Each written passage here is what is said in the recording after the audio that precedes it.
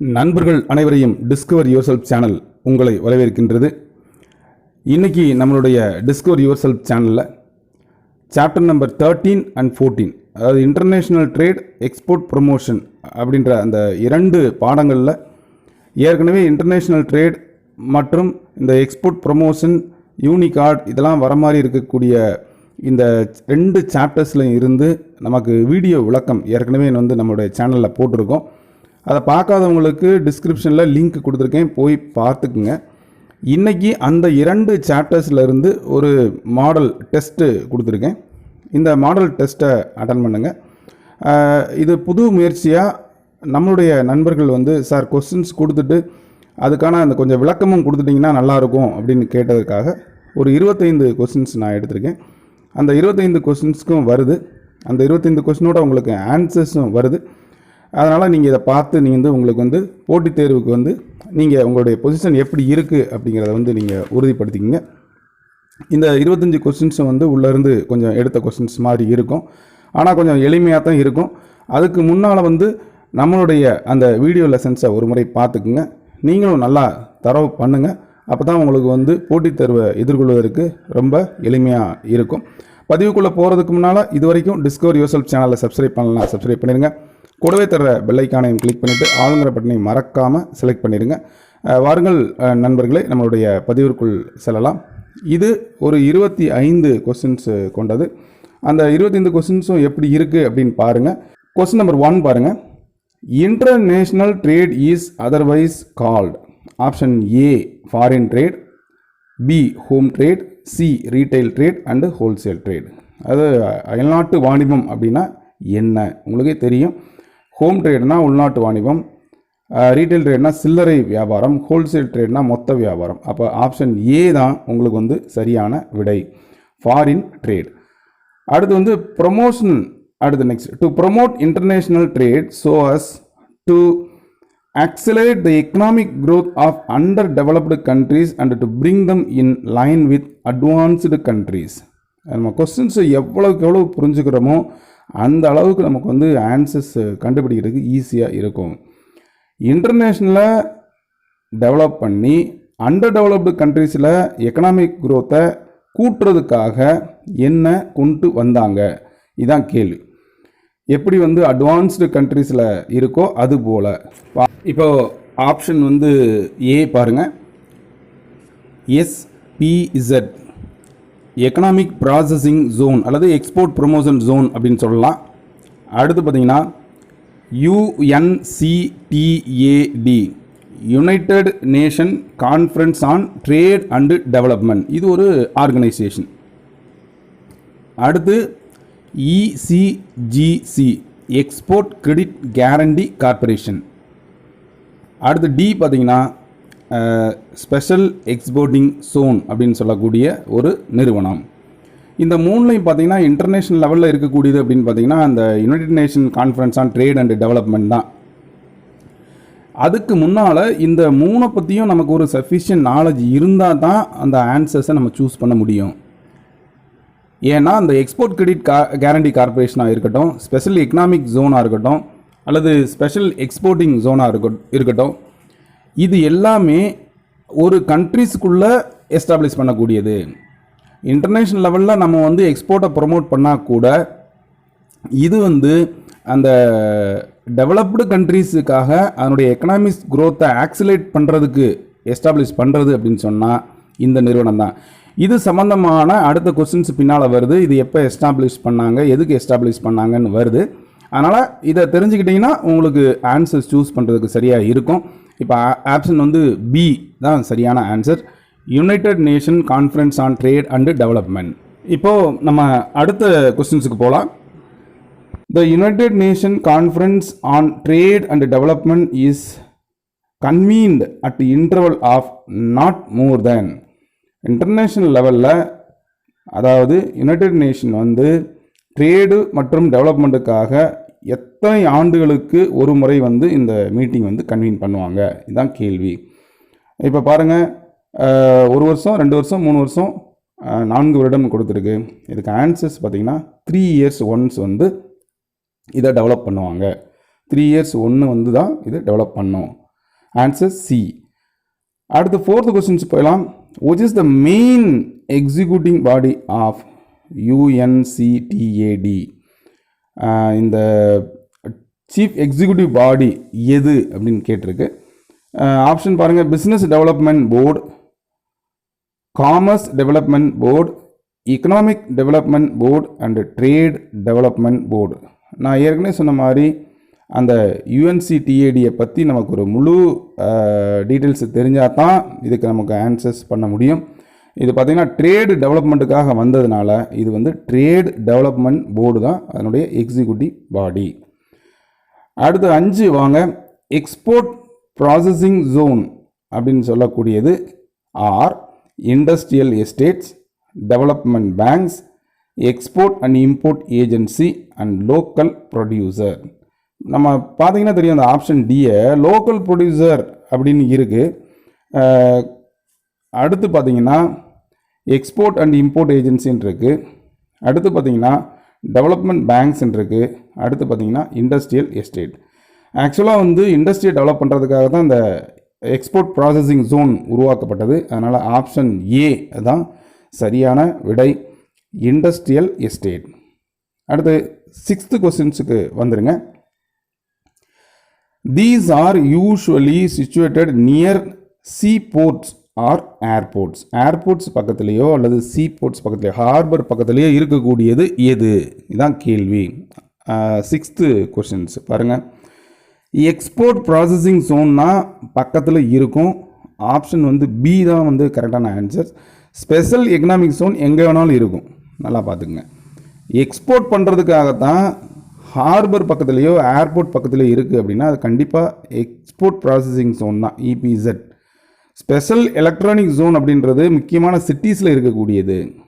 அதே மாதிரி எக்ஸ்போர்ட் ஹவுஸுங்கிறது வந்து எல்லா இடங்கள்லையும் இருக்கும். அதனால் ஆப்ஷன் நீங்கள் எடுத்துக்கிட்டீங்க அப்படின்னா இது 6th answers B.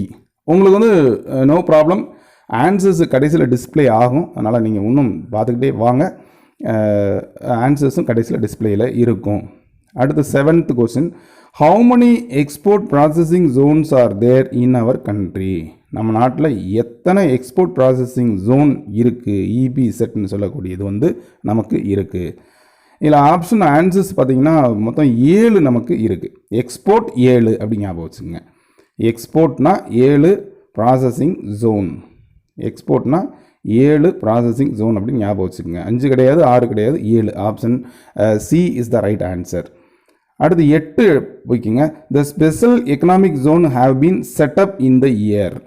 Special economic zone எந்த வருடத்தில் வந்து துவங்கப்பட்டது அப்படின்றதான் கேள்வி.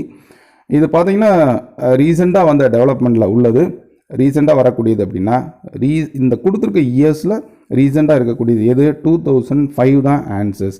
2002 ஆப்ஷன் ஏ கிடையாது. ஆப்ஷன் பி 2003 கிடையாது. ஆப்ஷன் சி 2004 கிடையாது. ஆப்ஷன் டி 2005 தான் சரியான answers. Question number 9. Special economic zones are set up by. இந்த ஸ்பெஷல் எக்கனாமிக் ஜோன்ஸை யார் செட்டப் பண்ணுறா? Question number 9. Public sector, private sector, state government, all of this. இந்த ஸ்பெஷல் எக்கனாமிக் ஜோன் அப்படின்னு எடுத்துக்கிட்டோம்னா எல்லா இடங்களையும் இருக்கும் ஒரு கண்ட்ரீஸில்.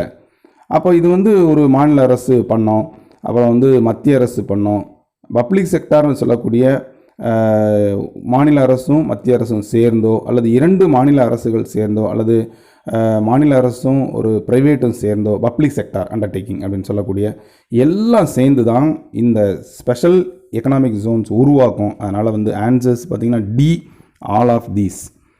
அடுத்த 10th கொஸ்டின்ஸுக்கு வாங்க. The objectives of special economic zone R.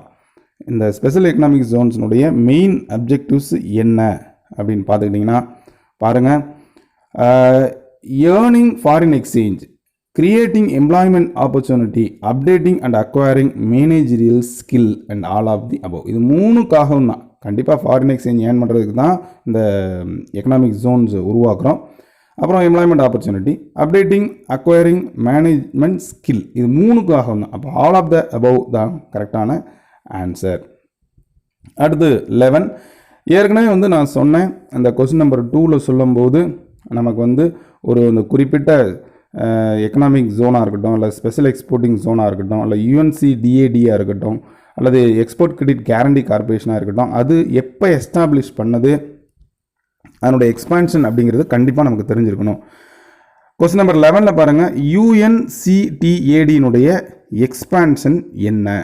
இதான் உங்களுக்கு தெரியும் ஈஸியாக. சி தான் answer. The United nation conference on trade and development. இதை வச்சே நம்ம தெரிஞ்சுக்கலாம். இது ட்ரேட் அண்ட் டெவலப்மெண்ட்டுக்காக தான் இது உருவாக்கப்பட்டது. United Nations conference on trade and development. இது எதுக்காக எஸ்டாப்ளிஷ் பண்ணது அப்படின்னு நம்ம பார்க்கும்போது ட்ரேட் அண்ட் டெவலப்மெண்ட் தான் ஆன்சர்ஸ் சொல்லியிருந்தோம் கொஸ்டின் நம்பர் 4ல். அதனால் வந்து ஆன்சர்ஸ் பார்த்திங்கன்னா இந்த 11க்கு C answers. United Nation credit to trade and demarketing கிடையாது. United Nation credit trade with developed கண்ட்ரீஸும் கிடையாது. C option, the United nation conference on trade and development. Trade and டெவலப்மெண்ட்டுக்காக போட்ட கான்ஃபரன்ஸ். இப்போ ப்ரீவியஸ் கொஸ்டின்ஸ் பார்த்தா ஒவ்வொரு 3 ஆண்டுக்கு ஒரு முறை இந்த கான்ஃபரன்ஸ் கூடும் அப்படின்னு சொல்லிட்டு இதை வச்சு நீங்கள் ஆன்சர்ஸ் ஈஸியாக கண்டுபிடிச்சிடலாம். அடுத்து 12, இன்னொன்று நீங்கள் தெரிஞ்சுக்கணும், நாம் எவ்வளவுக்கு எவ்வளவு அதிகமான கொஸ்டின்ஸ் வந்து நம்ம வந்து ரிவைஸ் பண்ணிகிட்டு இருக்கோமோ அப்போ தான் வந்து நாலேஜ் அப்டேட் ஆகிக்கிட்டே இருக்கும். இப்போ பாருங்கள், இப்போ நம்ம ஒரு கொஸ்டினோட ரிலேட் பண்ணி இன்னொன்று சொல்லும்போது நிச்சயமாக அதை பற்றி ஒரு சஃபிஷியன்ட் நாலேஜ் நமக்கு அதிகமாக கிடைக்கும். 12, government encourages the export business for. எக்ஸ்போர்ட்டை வந்து எதுக்கு என்கரேஜ் பண்ணுது? 12th கொஸ்டின்ஸ் பாருங்கள், ஏர்னிங் ஃபாரின் எக்ஸ்சேஞ்ச். அது படித்து நமக்கே தெரியுது. ஏன்னா ஒரு எக்ஸ்போர்ட்டை ப்ரொமோட் பண்ணாலே ஃபாரின் எக்ஸ்சேஞ்ச் ஏர்ன் பண்ணுறதுக்காக தான். அப்போது ப்ரொவைடிங் லாட் ஆஃப் எம்ப்ளாய்மெண்ட் ஆப்பர்ச்சுனிட்டிங்கிறது கிடையாது, இன்க்ரீஸிங் த ப்ரொடக்ஷனும் கிடையாது, க்ரோத் ஆஃப் இன்டர்நேஷ்னல் ரிலேஷன்ஷிப்பும் கிடையாது. இதெல்லாம் உண்டு, பட் இருக்கிறதுல பெஸ்ட் அப்படின்னு பார்த்தோம்னா ஏர்னிங் ஃபாரின் எக்ஸ்சேஞ்சுங்கிற மெயின் பர்பஸ் தான். அடுத்து 13, importer is a person. Importer அப்படின்றவங்க யார்? Who buys goods from a foreign country, who sell goods to a foreign country, who is a banker, who buys and sells shares and stock. ரொம்ப பளிச்சுன்னு நீங்கள் சொல்லிடலாம். Option A, who buys goods from a foreign country. இதுக்கு அதிக explanation உங்களுக்கு தேவையில்லை. அடுத்து 14 வாங்க. if the entire ship is hired, it is known as. ஏற்கனவே நம்ம டிரான்ஸ்போர்ட் சாப்டர்ஸில் பார்த்துருப்போம், சார்ட்டர் பார்ட்டி அப்படின்னு சொல்லி ஒன்று பார்த்துருப்போம். நம்ம சார்ட்டர் பார்ட்டினா என்ன? Suppose a portion of the ship அல்லது entire ship is hired, then the agreement between the shipping company and the exporter is termed as charter party. நம்ம வந்து டாக்குமெண்ட்ஸ் யூஸ்ட் இன் டிரான்ஸ்போர்ட்டில் பார்த்துருப்போம். இந்த சார்ட்டர் பார்ட்டி தான் வந்து answers. Bill of lading, it is an acknowledgement of goods received by the ship. Mate receipt வந்து அந்த mates வந்து கொடுக்கக்கூடிய receipt for acknowledgement of goods in the ship. Consular invoice அப்படின்றது வந்து prepared by the consular in the at the time of import எக்ஸ்போர்ட்டில். அப்போ charter party அப்படின்றது it's an agreement between the shipping company and us when we hire a portion of the ship R the entire ship. அப்போ option வந்து B சரியான answers. அடுத்து 15, special drawing right is also known as. Special drawing rights அப்படின்றது இதோட சம்மந்தப்பட்டது. இது சம்மந்தப்பட்டது பார்த்திங்கன்னா RBI. அதனால் 15 பாருங்கள், ஆப்ஷன் என்ன கொடுத்துருக்கு? Gold, paper gold, silver, paper silver. Option B தான் ஆன்சர். ஸ்பெஷல் டிராயிங் ரைட்ஸ்னாலே பேப்பர் கோல்டு அப்படின்றது உங்களுக்கு ஞாபகம் வரணும். அப்போ ஸ்பெஷல் டிராயிங் ரைட்ஸ் பற்றி நமக்கு தெரிஞ்சிருக்கணும். 25 கொஸ்டின்ஸும் அந்த 2 சாப்டர்ஸும் நம்ம தரவு பண்ணால் தான் அதுக்கு ஆன்சர்ஸ் பண்ண முடியும். அடுத்து export ECGC question number 16. The export credit guarantee corporation of India. The Export Credit and Guarantee Company A. B. The Export Credit and Guarantee Corporation of India. C. The Import Guarantee and Export Credit India Limited. The Export Commission and Guarantee Company Limited. இது ஏற்கனவே நம்ம பார்த்ததான், நான் ஏற்கனவே சொல்லவும் செஞ்சேன். Expansion B. The Export Credit and Guarantee Corporation of India. அதான் சரியான answers. 17. So for how many conferences were held under the auspices of UNCTAD? ஏற்கனவே 3 years ஒன்ஸ் நடக்கும் அப்படின்னு சொல்லியிருந்தேன் நான். United nation conference on trade and development 3 வருடங்களுக்கு நடந்தது. இது வரைக்கும் எத்தனை நடந்திருக்கு? ஆப்ஷன் 17க்கு வந்து ஒரு 3 இருக்குது. இது வரைக்கும் 5 நடந்திருக்கு. நல்லா ஞாபகம் வச்சுங்க. சோஃபார் வந்து ஒரு 5 நடந்திருக்கு. அடுத்து 18, இந்த கொடுத்துருக்க ஆப்ஷனில் 5. அடுத்து UNCTAD was established as a subsidiary organ of United Nations in the year. எந்த வருடத்தில் இது துவங்கப்பட்டது? ஆப்ஷன் 18. பாருங்கள், இது வந்து ரொம்ப பழைய பேங்க்கு.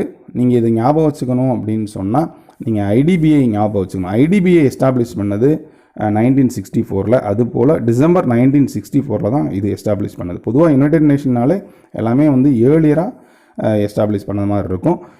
இந்த கொஸ்டின்ஸ் பார்த்தீங்கன்னா இப்போ கொடுத்துருக்கிறதுல வந்து நிறையா டைம் வந்து இந்த கான்ஃபரன்ஸ் கண்டக்ட் பண்ணியாச்சு. நம்ம புக் மெட்டீரியல் படி பார்த்தோம்னா அதில் வந்து இந்த ப்ரீவியஸ் கொஸ்டின்ஸில் பார்த்தீங்கன்னா வந்து எத்தனை எஸ்டாப்ளிஷ் பண்ணியிருக்கோம் அப்படின்னு நம்ம பார்த்தோம் இல்லைங்களா?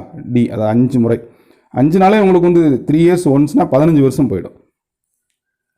மோர் தென் தட் கண்டக்ட் பண்ணியிருக்காங்க. பட் பெஸ்ட் ஆப்ஷன் சொல்லும்போது நம்ம இதை சொல்லிக்கணும். Establishment 1964. The first UNCTAD was attended by about எத்தனை மெம்பர்ஸ், எத்தனை கண்ட்ரி மெம்பர்ஸ் அட்டைன் பண்ணாங்க?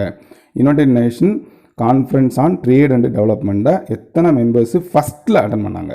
19th கொஸ்டின்ஸுக்கு ஆன்சர் வந்து பார்த்திங்கன்னா ஒரு 120 மெம்பர்ஸ். நல்லா ஞாபகம் வச்சுக்கோங்க, 120 மெம்பர்ஸ்.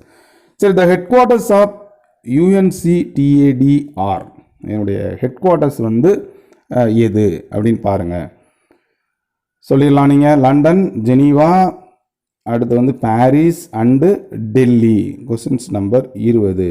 இது பார்த்தீங்கன்னா ஜெனீவா தான் சரியான ஆன்சர்ஸ். ஏன்னா வேர்ல்டு ட்ரேடு சென்டர்ஸு நிறையா அங்கே இருக்குது. அடுத்து 21. Which is more beneficial to the developing countries. எது வந்து டெவலப்பிங் கண்ட்ரீஸுக்கு உகந்தது? UNCTADயா, காட்டா, EGCயா?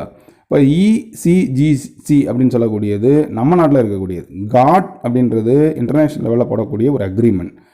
அடுத்து United nation conference on trade and development வந்து டெவலப் பண்ணுறதுக்காக, அதுவும் பார்த்தீங்கன்னா நம்ம ஃபஸ்ட்லேயே சொல்லியிருக்கோம், அதாவது டெவலப்பிங் கண்ட்ரீஸ்க்காக உருவாக்கப்பட்டது அப்படின்னு சொல்கிறோம். அப்போ நீங்கள் ஆப்ஷன் 21க்கு சூஸ் பண்ண வேண்டியது UNCTAD, United nation conference on trade and development தான் சரியான answer. Expand GATT, general agreement on trade and tariff தான் சரியான ஆன்சர். பாருங்கள் option. The general agreement for trade and tourism கிடையாது. The general agreement on trade and tariffs இருக்குது. The general agreement for traders and travellers கிடையாது. The general allowance for teacher and ட்ரேடர்ஸும் கிடையாது.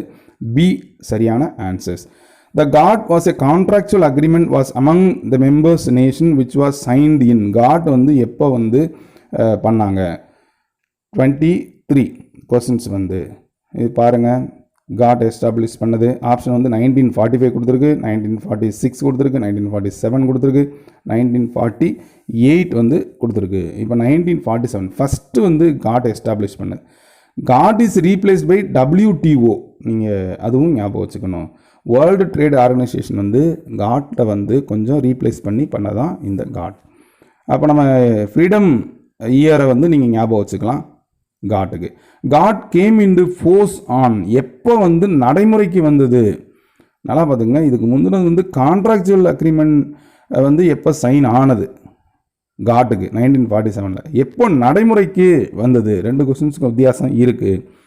எப்போ அப்படின்னா 1948. இந்த கொஸ்டின்ஸ்க்கே உங்களுக்கு டவுட்ஸ் வரும், என்னடா இது 1948 தானே இது எஸ்டாப்ளிஷ் பண்ணது அப்படின்னு. நீங்கள் தப்பாக சூஸ் பண்ணுறதுக்கான வாய்ப்பு இருக்கும். நீங்கள் கொஸ்டின்ஸை நல்லா புரிஞ்சுக்கிட்டா தான் இந்த கொஸ்டின்ஸுக்கு ஆன்சர்ஸ் பண்ண முடியும். அந்த ப்ரீவியஸ் கொஸ்டின்ஸில் கான்ட்ராக்சுவல் அக்ரிமெண்ட் வந்து மெம்பர்ஸ் நேஷன் கூட எப்போ சைன் பண்ணாங்க? நான் 47 சைன் பண்ணிட்டாங்க. ஆனால் நடைமுறைக்கு வந்து 1 ஜனவரி 1948. GATT was establish in 1948. And அதனுடைய தொடர்ச்சியாக தான் WTO அப்படிங்கிறது வந்து எஸ்டாப்ளிஷ் பண்ணப்பட்டது. அதுவும் உங்களுக்கு தெரியும். அடுத்து ஃபைனல் கொஸ்டின்ஸுக்கு வந்துடலாம். EXIM bank was establish in the year. பார்த்தீங்கன்னா ஆப்ஷன் ஏ 1 ஜனவரி 1982, 1 ஜனவரி 1986, 31 ஜனவரி 1988 அண்ட் 31 மார்ச் 1989. இதுக்கு ஆப்ஷன் வந்து பார்த்தீங்கன்னா ஏ தான் சரியான answer. EXIM bank was established in 1 January 1982. Banking சாப்டர்ஸில் நான் ஒரு விளக்கம் கொடுத்துருப்பேன். அதில் வந்து எக்ஸிம் பேங்க் எஸ்டாப்ளிஷ் பண்ணது எப்போ, RBI எஸ்டாப்ளிஷ் பண்ணது அப்படிங்கிறதெல்லாம் நான் கொடுத்துருக்கேன். அதுக்கான விளக்கம் வேணும்னா டிஸ்கிரிப்ஷனுக்கு லிங்க் இருக்குது, நீங்கள் பார்த்து தெரிஞ்சுக்கலாம். இப்போது இந்த சாப்டர்ஸ் நம்பர் 13, 14 நான் ஒரு 25 கொஸ்டின்ஸ் வித் எக்ஸ்ப்ளனேஷனோட கொடுத்துருக்கேன். சம் டீச்சர்ஸ் வந்து கேட்டாங்க. அதாவது வந்து கொஸ்டின்ஸ் நீங்கள் சொல்லிவிட்டு அப்படியே வந்து நாங்கள் பார்க்குறத நீங்கள் சொன்னீங்கன்னா எங்களுக்கு வந்து பளிச்சுன்னு ஞாபகம் இருக்கும் அப்படின்னாங்க. கூடுதல் தகவலும் உங்களுக்கு கிடைக்குது. அப்போது இந்த ஒரு 25 கொஸ்டின்ஸ் வந்து இப்போ நமக்கு எப்படி கேட்டாலும் நம்மளால் ஆன்சர்ஸ் பண்ண முடியும். இந்த மாதிரி தான் நம்ம வந்து ஒரு ப்ரிப்ரேஷன் இருக்கும். திரும்ப திரும்ப ஒரு சாப்டர்ஸ்லேருந்து நம்ம அந்த கொஸ்டின்ஸை ரிப்பீட் பண்ணி பார்க்க நமக்கு கண்டிப்பாக வந்து ஒரு நினைவில் ஞாபகம் இருக்கும். இந்த பதிவு உங்களுக்கு பிடிச்சிருக்கும் நான் நம்புகிறேன். இந்த பதிவை உங்களுடைய நண்பர்களுக்கும் ஷேர் பண்ணுங்கள், லைக் பண்ணுங்கள், கமெண்ட் பண்ணுங்கள். அதோட இது வரைக்கும் நம்மளுடைய டிஸ்கவர் யுவர் செல்ஃப் சேனலை சப்ஸ்கிரைப் பண்ணலாம். சப்ஸ்கிரைப் பண்ணிட்டு கூடவே தர பெல் ஐக்கானையும் கிளிக் பண்ணிவிட்டு ஆளுங்கிற பட்டனை மறக்காமல் செலக்ட் பண்ணுங்கள். மீண்டும் அடுத்தது ஒரு நல்ல பதிவில் உங்களை சந்திக்கின்றேன். கடின முயற்சி இருந்தால் வெற்றி என்பது எட்டாக்கனி அல்ல என்று கூறி விடைபெறுகின்றேன். நன்றி, வணக்கம்.